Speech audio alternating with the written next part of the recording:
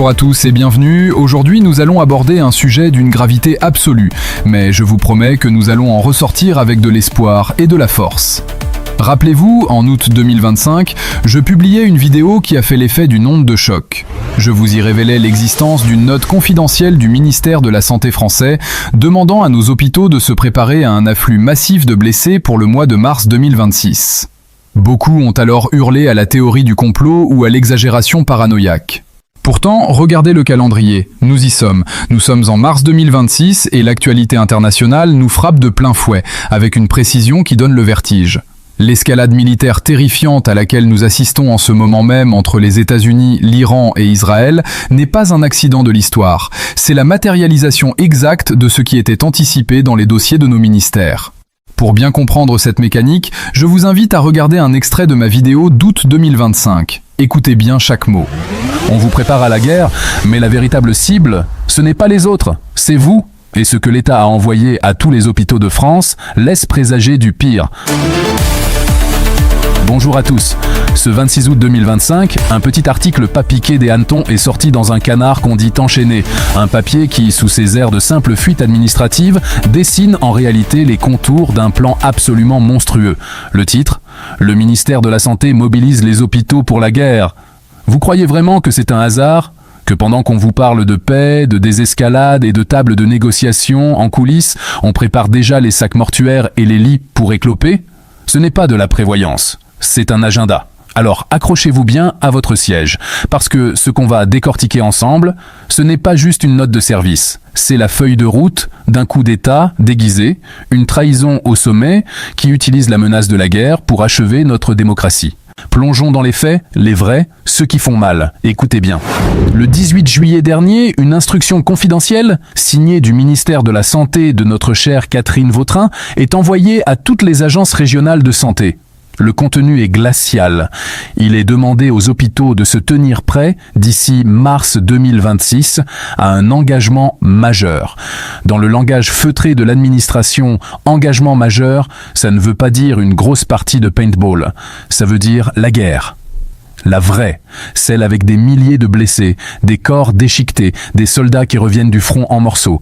Le document précise même qu'il faudra créer des centres médicaux spéciaux, près des gares, des ports, des aéroports. Pourquoi ? Pour permettre le réacheminement vers leur nation d'appartenance, de soldats étrangers.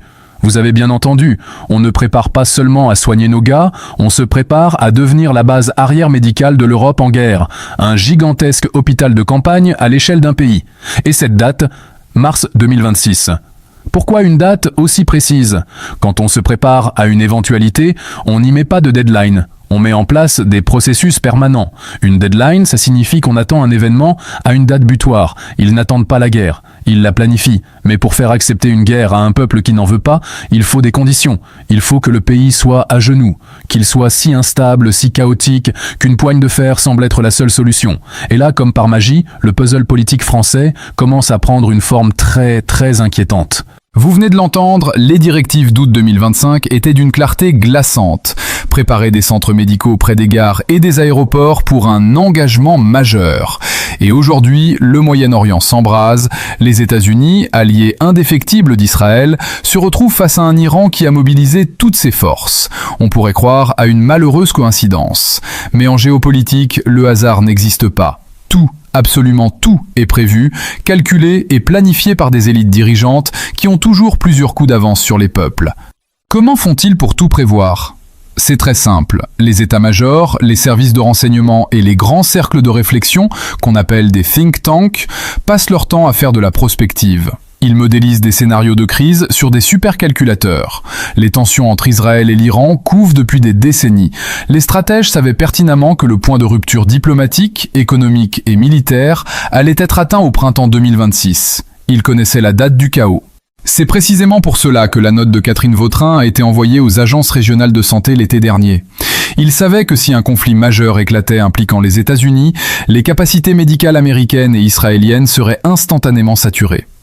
Dans ce macabre jeu d'échecs mondial, l'Europe, et particulièrement la France avec son maillage aéroportuaire et hospitalier, a été désignée bien à l'avance comme la grande base arrière logistique de l'OTAN.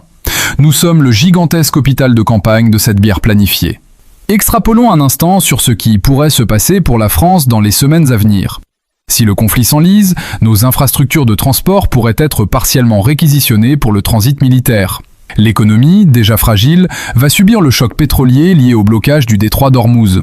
Et politiquement, c'est le prétexte idéal. Souvenez-vous de l'article 16 de la Constitution. Face à une menace internationale d'une telle ampleur, avec des répercussions directes sur notre sol, le pouvoir exécutif pourrait être tenté de verrouiller le pays sous couvert de sécurité nationale. Je sais que ce tableau est sombre. Je sais que l'angoisse peut vous étreindre en entendant ces mots. Entendre que des dirigeants ont sciemment préparé des lits d'hôpitaux pour une boucherie programmée donne la nausée. Mais écoutez-moi très attentivement maintenant. Je veux que vous preniez une grande inspiration. Car au milieu de ce chaos organisé, au milieu de ces plans cyniques, il y a une lumière immense, une faille gigantesque dans leur stratégie. Et cette faille, ce rempart indestructible face à la guerre, c'est vous. C'est nous tous. Leur plus grande faiblesse réside dans une vérité historique absolue. Aucune guerre ne peut être menée à son terme sans le consentement aveugle des populations. Les élites peuvent signer tous les décrets du monde, modéliser toutes les batailles, préparer tous les hôpitaux. Si le peuple refuse de céder à la panique, s'il refuse de haïr l'ennemi qu'on lui désigne sur les plateaux de télévision, alors la machine de guerre s'enraye. Et c'est exactement ce qui est en train de se passer à travers le monde aujourd'hui. Partout, nous assistons à un éveil massif des consciences. Il y a 10 ou 20 ans, un tel matraquage médiatique aurait suffi à nous faire marcher au pas. Mais aujourd'hui, grâce à des espaces de libre expression, vous avez accès à une information alternative. Vous savez lire entre les lignes. Quand on vous parle d'interventions nécessaires pour la démocratie, vous comprenez qu'il s'agit souvent d'enjeux gaziers, pétroliers ou de suprématie monétaire. Cette lucidité citoyenne terrifie les planificateurs de la guerre. Un peuple qui réfléchit ne part pas au front. Rappelez-vous de la crise des missiles de Cuba ou des moments les plus sombres de la guerre froide. À chaque fois, le monde s'est retrouvé au bord du gouffre, à quelques secondes de l'anéantissement. Et à chaque fois, la rationalité, la diplomatie souterraine et le refus de l'apocalypse ont prévalu. L'humanité possède un instinct de survie collectif qui dépasse les folies de quelques dirigeants. Aujourd'hui encore, derrière les discours martiaux et les gesticulations médiatiques, des diplomates de l'ombre travaillent sans relâche pour imposer la désescalade. Il faut aussi comprendre que notre monde est devenu profondément interdépendant. Les économies sont tellement intriquées qu'une guerre totale entre ces grandes puissances ruinerait instantanément ceux-là même qui la déclenchent. Les grands capitaines d'industrie, les puissances financières qui murmurent à l'oreille des politiques, n'ont aucun intérêt à voir le commerce mondial s'effondrer durablement. Le profit a besoin d'un minimum de stabilité. Cette cupidité même devient paradoxalement un frein puissant à l'embrasement militaire absolu qu'on essaie de nous vendre. Et n'oublions pas l'humain au cœur de la machine. L'armée n'est pas composée de robots sans âme. Ce sont des pères, des mères, des frères, des citoyens avant tout. Beaucoup de hauts gradés, en France comme aux États-Unis, connaissent la réalité du terrain. Ils savent l'état désastreux de nos propres stocks de munitions. Ils s'opposent en interne à des engagements suicidaires. Il y a une résistance institutionnelle forte, silencieuse, mais bien réelle, qui refuse de cautionner un massacre pour satisfaire des agendas politiques court-termistes. L'obéissance a ses limites. Ce qu'ils cherchent en réalité avec cette dramatisation extrême, c'est de vous plonger dans un état de sidération. La peur est l'outil de soumission le plus puissant jamais inventé. Quand un individu a peur pour sa vie ou pour celle de ses enfants, il accepte de renoncer à ses libertés, il accepte la censure, il accepte la pauvreté.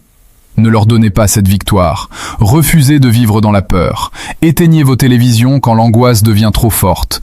Protégez votre santé mentale, car un esprit serein est un esprit libre. La véritable action positive, la véritable résistance aujourd'hui, elle se passe près de chez vous. C'est la solidarité locale. Face à d'éventuelles difficultés économiques ou des pénuries passagères dues au contexte mondial, votre meilleur atout, c'est votre voisin, c'est votre communauté. En recréant du lien social, en vous entraidant, en cultivant l'autonomie à votre échelle, vous devenez résilient. Un peuple soudé, bienveillant et solidaire à la base, est un peuple qui ne peut plus être manipulé par le sommet. Vous avez un pouvoir d'action immense dans votre quotidien. Je veux que vous gardiez espoir, profondément et sincèrement. L'histoire humaine est jalonnée de crises qui semblaient insurmontables, de tyrans qui semblaient invincibles et de plans machiavéliques qui semblaient parfaits.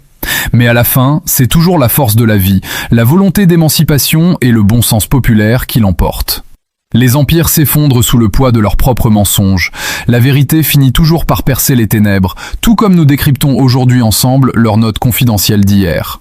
Nous ne sommes plus dupes, et c'est notre plus grande victoire. Ne laissez personne vous convaincre que la Troisième Guerre mondiale est une fatalité inéluctable. C'est une construction narrative.